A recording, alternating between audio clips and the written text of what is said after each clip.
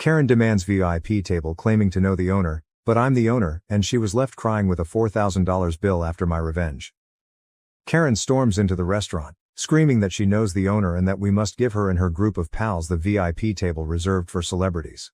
The trouble is, I own the restaurant and have no idea who this lady is. But I decided to play along and see what happened. During the dinner, one of the girls asked me whether I thought my life was meaningless because I worked as a waiter. That's when I realized all bets were out, and I was going to exact my retribution. This is what I did. This occurred around Christmas and New Year's. My grandparents emigrated to Canada from Italy in the 1970s and established a restaurant. When they died, my parents took over the restaurant, which they grew and enlarged throughout the decades. I've been working at the restaurant since I was 15. As my parents became older, they retired and became snowbirds, spending the winters in Florida. They sold the restaurant to me a few years ago, but they kept a tiny percentage of the stock as a supplementary source of income in addition to their savings. As soon as I took possession, I modernized the old place. I rebuilt the restaurant, altered the logo, and contacted local and national newspapers to place advertisements. I invited food critics, bloggers, and vloggers.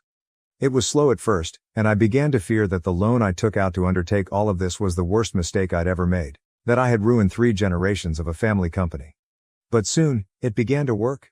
A local semi-famous YouTuber included us in one of his videos, which prompted more people to visit and review us.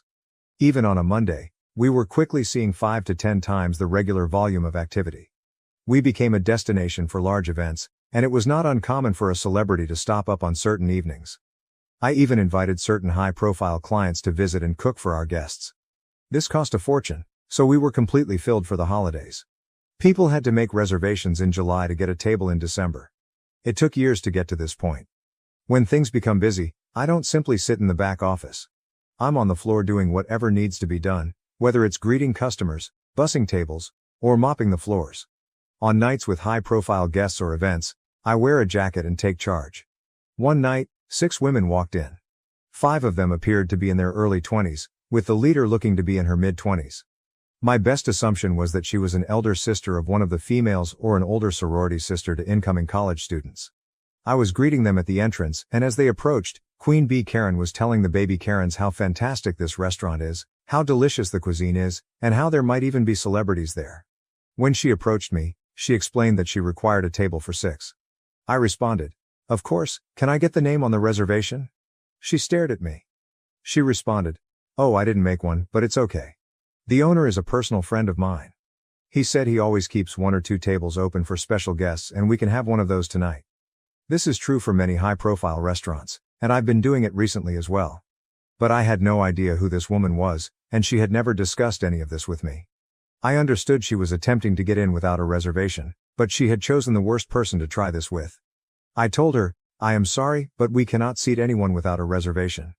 As you can see, we do not have any seats available." I didn't want to go all out and say, "I'm the owner, and we have never spoken before, so I never promised you anything." But I didn't want to embarrass her in front of the other girls she was with at the time. She then instructed one of the other girls to take a picture of me. She announced that she would speak with the owner and ensure that I was either scrubbing toilets or fired by the end of the week. The other girls behind her joined in, saying things like, "Yeah, kiss your minimum wage job goodbye." I wasn't sure if they were in on it with her or if they truly believed she knew the owner.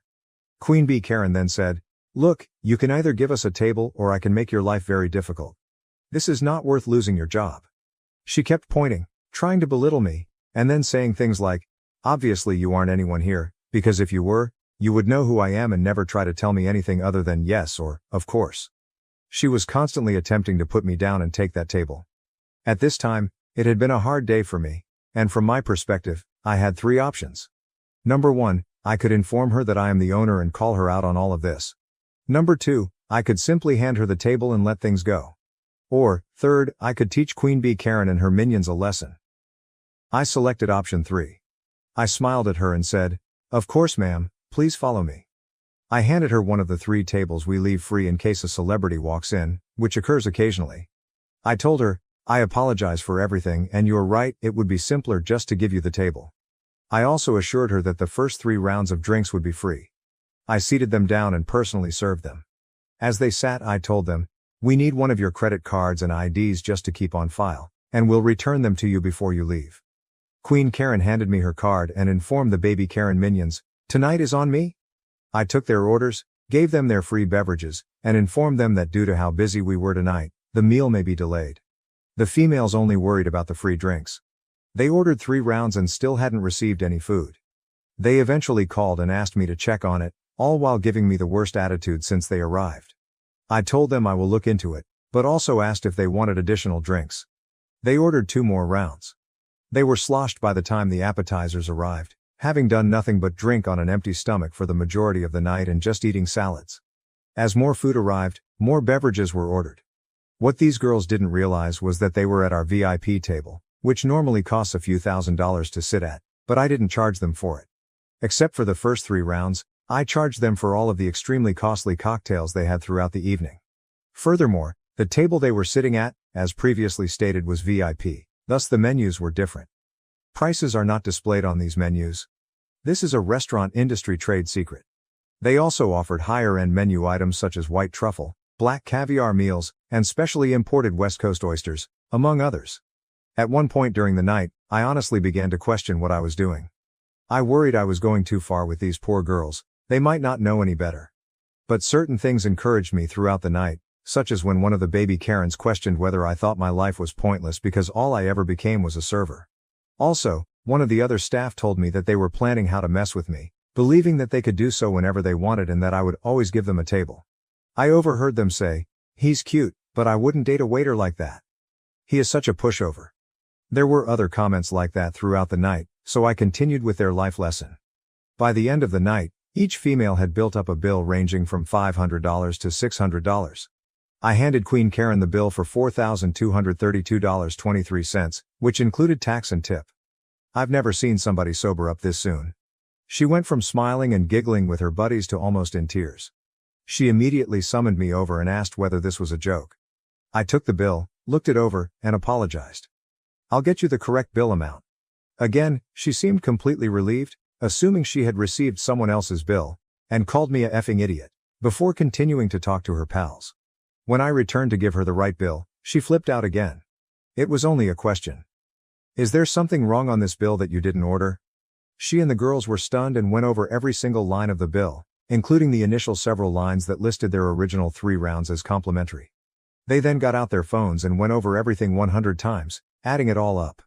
Queen B, visibly startled, just remarked, "1 second, I need to use the restroom." Part of me feared she'd dine and dash and leave the baby Karens with the tab, but I discreetly reminded her that we had her ID and credit card, without making it too obvious. I was concerned that she would run out of money. 10 minutes later, she returns with new makeup, clearly crying, and tells me all about how poor the food was, how dreadful the drinks were, and so on, demanding that I at the very least cut the cost in half. She went on to say that the baby Karens would help, despite the fact that she had previously informed them that the night would be hers. Then, as if a light bulb went off in her head, she brought up her alleged relationship with the owner again, as if it would give me extra motivation to lower the amount in half. I smiled as I told her, "No, simply no. I can't change the bill." She takes out her phone and shows me a series of text messages from someone named after my restaurant, followed by the word owner. I instantly grasped what she had been doing in the bathroom, most likely changing one of the other Karen minions' contact names and erasing prior text to establish this new script. I reviewed the messages and clicked on the contact information before telling her, "That's not the owner's cell phone number." Her response was, "He has multiple phones for business, of course. You do not know all of his numbers." I replied, "How about this? If we call him and he says it's okay to take 50% off the bill, then I'll do it." Her response was to begin ranting and screaming, which drew the attention of the few remaining patrons, and I knew it was time to finish this. I told her in a less conciliatory tone, "Cut the crap, little girl. You do not know the owner. You've never been here before, and if you continue ranting, I'll call the cops." Her tone changed as she attempted to defend herself as best she could. My response to her lame retort was, "My grandfather established this restaurant. My family has been running this establishment for centuries. I've worked here for nearly my entire life. I am the sole owner of this restaurant, and I have never seen you, heard of you, or made any promises to a stranger I have never seen before tonight." The little Karens were frozen and had no idea how to react. Queen B was in tears. I added, "Now, I provided you the table you wanted, one of these particularly reserved tables for high-end clientele, which I did not charge you for, as well as 3 rounds of free drinks. If you do not pay your account, I will call the cops and give them your identification. Karen signed the bill in tears, and the tiny Karens reached into their wallets to hand her whatever cash they had, which was probably a couple $100, with the promise to repay her more. 2 days later, an angry man arrives at my restaurant and requests that one of my bartenders talk with me. I was in the back office working, so he had to wait for about a half hour. She was with him too, but she kept her head down. I took them both to my office and showed him highlights from the security cameras, which had particularly high-quality audio because they were in the VIP area. We needed to keep good records in that region due to previous unconnected accidents. I showed him the majority of it, their remarks, orders, everything. When all was said and done, he rushed out with her, yelling at her the entire way. I have not seen or heard from any of them since, but the initial bill I gave them, which did not include the $120 oysters, is framed on my desk. As a side note, I did not lose as much money on the table in 3 rounds of drinks as you might expect. The table was intended to be empty anyway, so I didn't lose anything because I hadn't expected to gain anything in the first place. The cost of the meal and other drinks more than compensated for the loss in the first 3 rounds. So now that you know everything, am I the jerk? Probably the most astonishing thing about the Karens in this situation, aside from the money, trying to muscle their way into securing a seat and avoiding paying the bill, was their perspective on the world. That solitary statement concerning the OP's original poster's inadequacy as a waiter definitely stood out. It seems that OP was going to loosen up on his entire vengeance plan, but then one of the baby Karens asked him if he felt his life was meaningless because all he had become was a waitress. That has to be one of the most insanely entitled viewpoints we've ever seen on this channel. It may not be as exciting or insane as some of the other stories, but the fact that she actually sees the world in this way is simply sick. There is absolutely nothing wrong with having a job, regardless of the income. This occurs frequently with jobs such as janitors, and I despise it when individuals believe they are superior just because they do not work in those positions. There is nothing wrong with becoming a janitor. I don't understand that mindset, but in this situation, she not only feels that way, but she also wants to mock him for doing a difficult job, such as being a waiter. Or at least that's what she believes he's doing. One more thing. I'm happy this story ended on a somewhat gratifying note, with the father attempting to reverse the situation but becoming more enraged with his daughter than the restaurant owner. The only thing that scared me out was that the restaurant was recording audio of the folks sitting at that table. I would probably avoid going to a restaurant if I knew my talks were being recorded. Anyway, I'm glad it worked out for the OP, but please tell me how you would have handled the matter if it were your restaurant and these were your customers.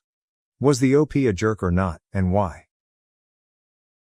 Thank you for watching. If you haven't subscribed yet, please do so and hit the notification bell to stay updated with more shocking real-life stories happening around you.